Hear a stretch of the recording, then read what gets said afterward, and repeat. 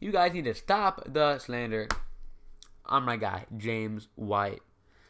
Now, Stop the Slander is a series that I want to start doing here every once in a while on the channel, looking at guys that are overlooked and undervalued in the fantasy football community. And when I think of the words overvalued and when I think of the words overlooked, I look at James White because this guy is just being slept on left and right in the fantasy community. So there's going to be arguments saying he's inconsistent, he's a patch running back, and those are not true. This dude was RB7 last year. And his current ADP is RB26. That is wrong. His current ADP is RB26. Now, this discrepancy alone should have you shaking your head and wondering why. And people are going to say, oh, he's inconsistent. He's a pass running back. He can't possibly put up points consistently. But that is just wrong. That narrative is false. James White was one of the most consistent players in fantasy last year. He was an RB2 or better 3/4 of the time. 75% of the time, this dude was an RB2 or better. One of 7 players to do so.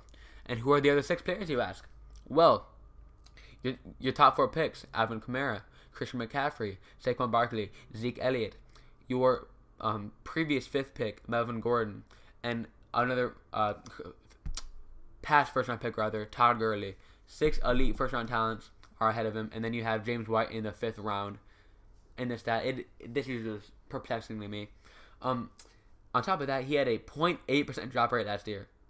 0.8. This dude had 123 targets and dropped 1 ball. This dude was 2nd in targets among all running backs in the entire league and was 49th in drops. This dude had sticky hands. Give him the ball. He had a career high in usage last year in both rushing and receiving. What are the numbers, you ask? Well, he had 94 rushes, which was by far his career high. He had 123 targets and 87 catches, his career high. This guy was getting used, and as you'll soon see, he was very efficient with his usage. He had 12 touchdowns last year, and people are going to say, that's unsustainable. Well, I'm not going to agree, I'm not going to disagree, and I'm going to give you a rebuttal to your pretty ignorant claim. He had 7 goal line carries, and that is 18th in the NFL, rather. For a guy that had 94 carries, he's 18th in goal line carries, and that should just scream red zone monster. But what should scream red zone monster more? 37 red zone touches, 12th in the NFL. A lot of these are catches, and this dude is getting the ball in the red zone all the time. This dude is getting the ball on top 8 offense all the time in the red zone. That's why he scored 12 TDs. On Player Profiler, this dude had a plus 0.6 expected touchdown share.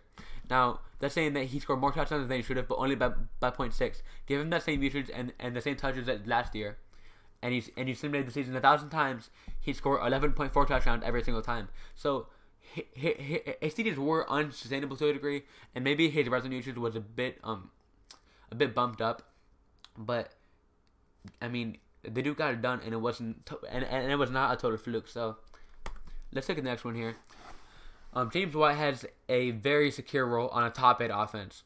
So you look at the Patriots; they have Sonny Michel, they have Damon Harris, Rex Burkhead now, and James White. And James White pretty much has phased out Rex Burkhead, I think, this year. I mean, you never know with the pass, really, but I think that James White is going to completely take over Rex Burkhead's role, which was already nothing. So James White has his pretty secure because Sonny Michel isn't catching any passes, and Damon Harris is the Sonny Michel handcuff.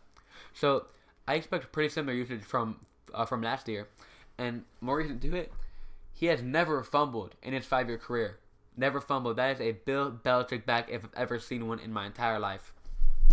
He's coming off the most efficient yards per carry of his career on the most volume. This is a very, very good statistic because he obviously is a beast pass catcher, but on his 94 carries last year, he was able to average 4.5 yards per carry, and that was his career high, and it outpaces his career average by 0.4 yards per carry.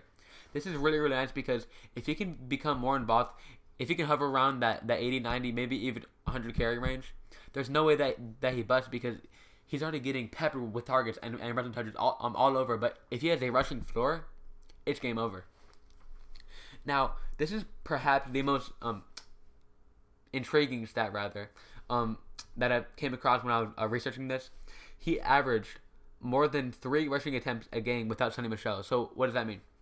So Sonny Michel missed 3 games last year. When Sonny Michel was playing, James White was averaging less than 6 rushing attempts per game. And when Sonny Michel was out, he was averaging nearly 9. So this is average more than 3 rushing attempts per game more than he usually did without Sonny Michel. And why is this relevant? Well, Sonny Michel had an ACL several years ago, and ever since then he just can't get healthy. Everybody talks about Tagre's arthritis, but Sonny Michel might have that as well, and he's had knee scopes over and over. He's very susceptible to re-injury with ACL, MCL, Carlos around there, and he just isn't going to be healthy for a full 16 games. And when he's not healthy, now Damian Harris could come in there, but I expect James White to get a bump in carries given his efficiency last year and the stats last year to back it up. So given all this, we have a very consistent RB7 last year that doesn't drop the ball.